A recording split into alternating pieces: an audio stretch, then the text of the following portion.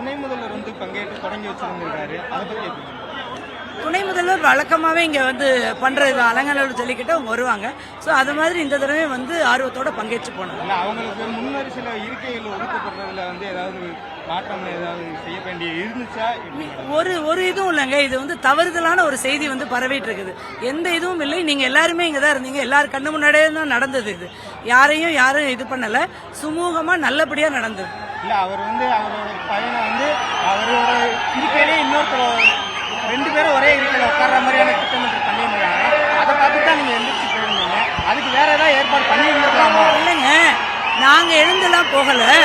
மாண்புமிகு அமைச்சர் அவர்கள் எழுந்து சொல்லிட்டு இருந்தனால ஒரு அமைச்சர் நிற்கும் போது மாவட்ட ஆட்சித்தலைவர் நிக்கணும்ன்றனால அது புரோட்டோகால் படி தான் நான் நின்னேன். யாரும் என்ன நிக்க சொல்லல, யாரும் வந்து எழுந்துக்கோங்கன்னு யாருமே சொல்லல. இங்க நடந்தது எதுவுமே தெரியாம கிடைக்கக்கூடிய புகைப்படங்களை வச்சு ஆளாளுக்கு ஒரு கதை பேசிட்டு இருக்கிறாங்க.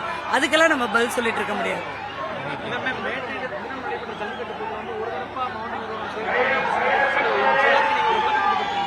அப்படி எனக்கு தகவல் வரலையே, நீங்க புதுசா சொல்றீங்க.